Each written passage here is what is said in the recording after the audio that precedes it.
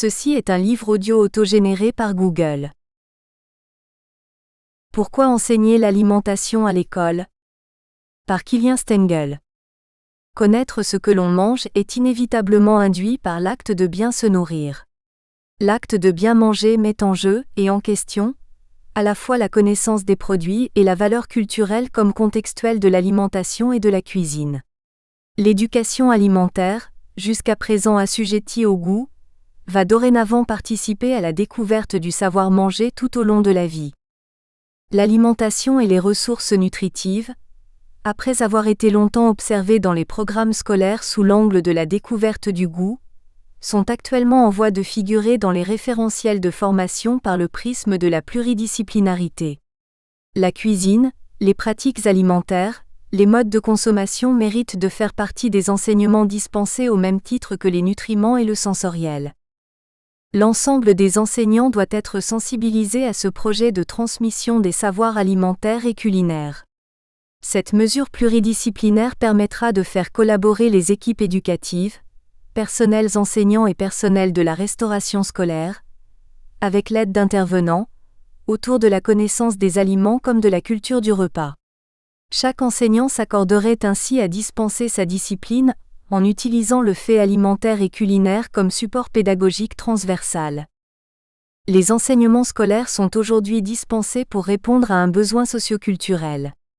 Si transmettre les modèles de bien manger permet de socialiser et de former, il ne suffit pas par contre pour asseoir ce projet, de repérer des manques, il faut encore repérer les points d'appui possibles.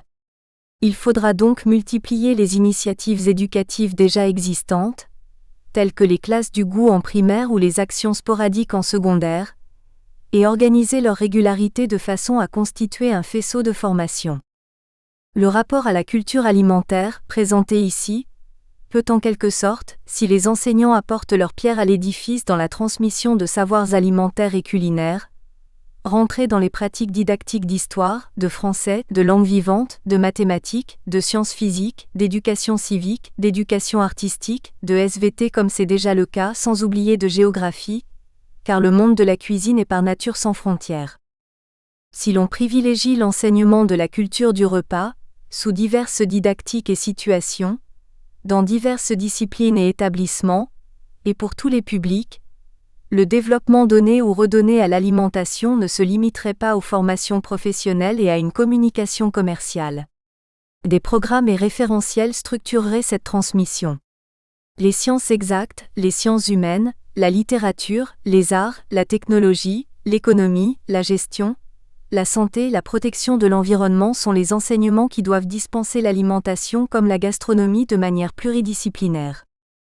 Enseigner l'alimentation comme une culture permet de transmettre un modèle d'acceptation d'une liberté d'opinion pour chaque individu et d'acceptation du goût des autres, dans leur représentation spatiale et sociétale. Face aux défis des besoins alimentaires de la planète, face aux problématiques d'augmentation des rendements agricoles pour satisfaire la demande mondiale croissante en aliments, l'enseignement alimentaire devient une alternative crédible à la révolution éducative verte et à la lutte contre le gaspillage, jusqu'à diffuser le paradigme de la fourche à la fourchette.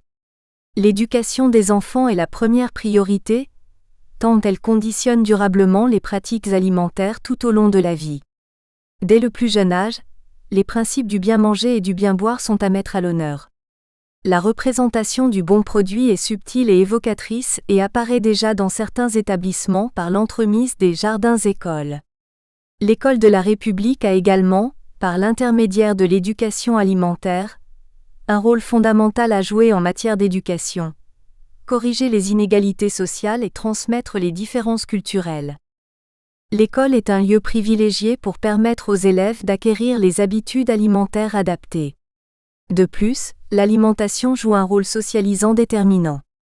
Tous les élèves, de la maternelle au lycée, sont concernés. Et le collège est justement la charnière entre ces différents moments de la construction identitaire. Si un certain nombre de ressources éducatives visent le niveau primaire, car c'est un âge où ce type d'action a le plus d'impact en matière d'évolution des habitudes alimentaires, l'éducation à l'alimentation dans les écoles, collèges et lycées peut être appréhendée par un ensemble d'acteurs dans ses différentes dimensions. Nutritionnelle, culturelle et patrimoniale. Les élèves peuvent, à travers l'étude de la gastronomie, découvrir un art de vivre, la découverte de pratiques culinaires différentes d'un pays à l'autre, la reconnaissance d'un patrimoine culturel immatériel par l'UNESCO, etc. Les élèves peuvent, à travers l'étude de la gastronomie, découvrir un art de vivre, des pratiques culinaires différentes d'un pays à l'autre. Géopolitique. Enjeu mondial avec 6 milliards d'êtres humains sur Terre actuellement et 9 milliards prévus en 2050. L'accès à une alimentation de qualité et en quantité suffisante interroge les pratiques agricoles, les nouvelles techniques de production, les échanges entre pays, etc. Environnemental. La gestion du gaspillage et des pertes alimentaires, les modes de production agricole, la performance économique et environnementale, pour ne citer que ces aspects, constituent également un enjeu d'avenir dans le cadre d'une responsabilité collective. On le voit, professeur d'économie, de géographie, SVT, sciences et vie de la Terre, PSE, prévention santé-environnement, langue vivante, éducation physique et sportive, etc., peuvent conduire un ensemble de projets d'éducation à l'alimentation en lien avec les programmes d'enseignement et les autres acteurs intervenant au sein de l'établissement scolaire. Adjoint économique ou gestionnaire, chef de cuisine, conseiller principal d'éducation, assistant d'éducation, producteur local, diététicien, association, etc. De nombreux projets peuvent également impliquer directement ou indirectement les familles des élèves.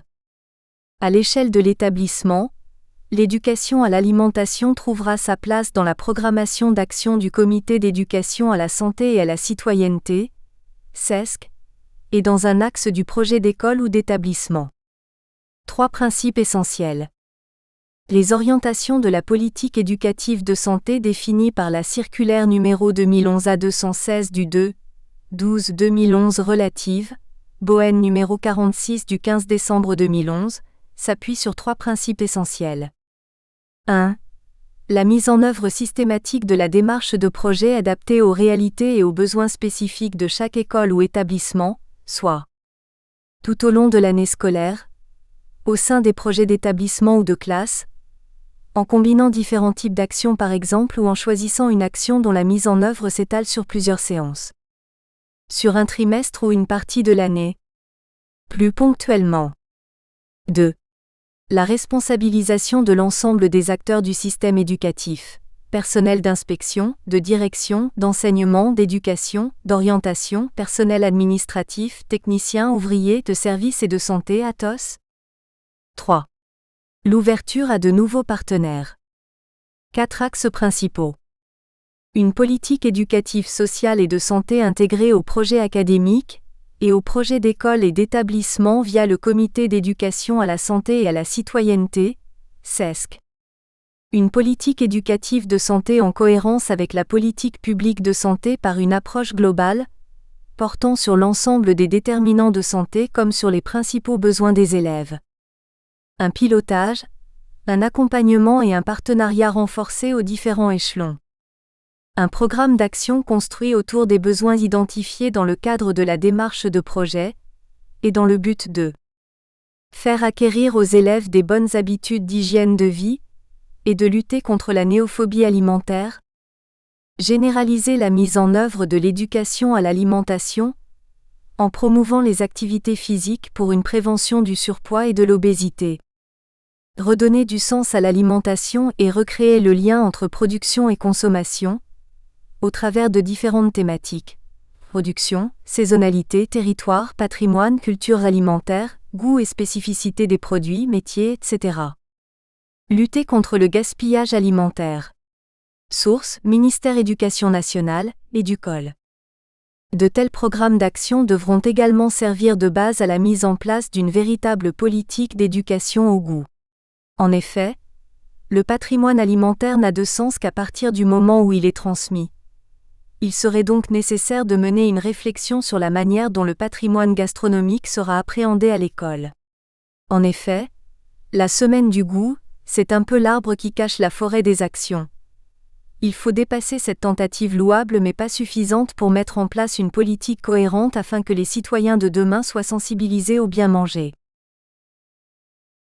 Réflexion sur l'enseignement de l'alimentation. Par Hélène Baumer. Les recherches en alimentation, ont montré une corrélation entre certaines maladies et la manière de manger. Les maladies cardiovasculaires, l'ostéoporose et bien sûr d'obésité, notamment celles qui touchent les enfants, sont autant de pathologies qui trouvent une partie de leurs origines dans de mauvaises habitudes alimentaires. Face à ce constat, le gouvernement a mis en place depuis 2000 une politique nutritionnelle de santé publique intégrant un volet préventif à destination des élèves scolarisés. Le plus souvent on présente à l'élève les aliments classés en bleu, rouge ou jaune et on lui dit « Il faut que tu manges un bleu, un rouge et un jaune tous les jours ». Une éducation à l'alimentation qui n'aborde que cet aspect est peu attractive. Si elle reste très utile pour lutter contre la hausse de l'obésité, il est aussi regrettable que cette information soit abordée uniquement lors de la semaine du goût, isolée et diffusée par des personnels non formés.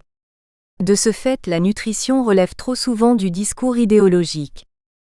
Nathalie Rigal, maître de conférences psychologue à Nanterre, mène des recherches sur ce point. Je souhaiterais qu'à table, les repas pris en famille ou à la cantine se déroulent autrement.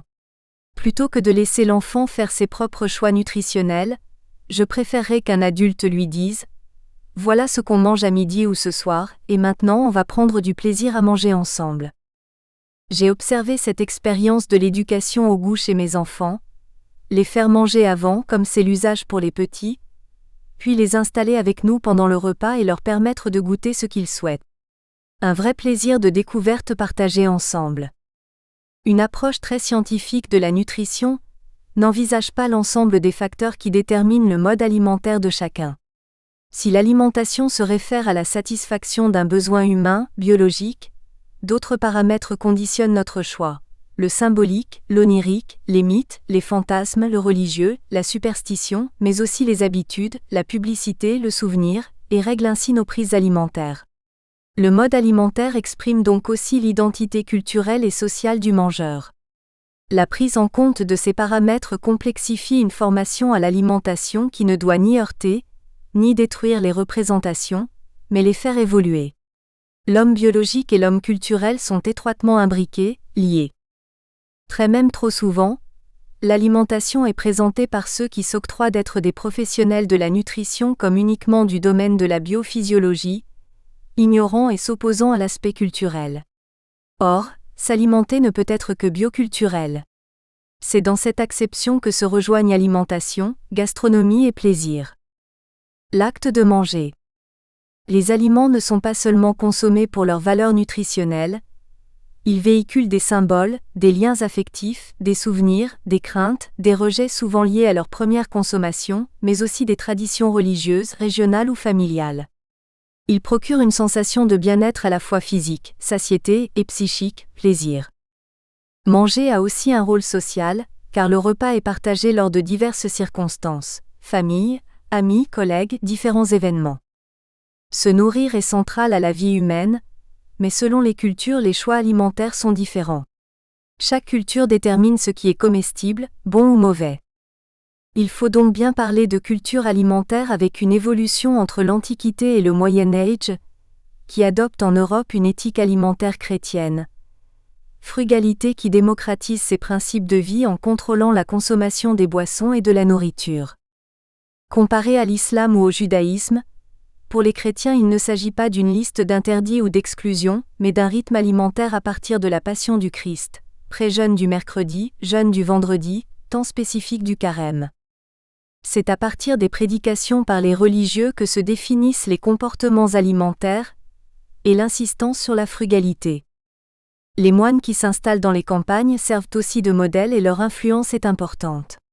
Ils appliquent les théories médicales de l'époque et l'ascétisme. Ils se libèrent de la matière, donc de la nourriture. Ils diffusent la fabrication de produits comme le fromage. En fait, ce sont les églises qui imposent la culture alimentaire et son organisation économique, arrivage de poissons le vendredi, avec le soutien de l'État. Progressivement, il y a contournement de ces principes par le choix des aliments plus gourmets et le détournement des religions chrétiennes. Comment se règle la surabondance de nourriture des aristocrates ou de la bourgeoisie? Par le partage des excédents avec les pauvres ou les institutions charitables, les hospices. L'alimentation reste toujours contrôlée, autrefois par les religions, moins maintenant. Actuellement, ce sont les scientifiques qui préconisent les consommations alimentaires qui évoluent, voire se contredisent au fil du temps. Sucre lent, sucre rapide, opposé dans les années 1980-90e, conseil de consommation de 10 légumes puis 5 légumes par jour sans préciser les variétés, les quantités. Il y a actuellement une sorte de parti pris sur le fait qu'il faut consommer une grande quantité de légumes et de fruits. Or, personne ne connaît nos véritables besoins. Nous espérons que vous avez apprécié cet aperçu. Pour continuer à écouter ce livre audio sur Google Play Livres, utilisez le lien dans la description de la vidéo.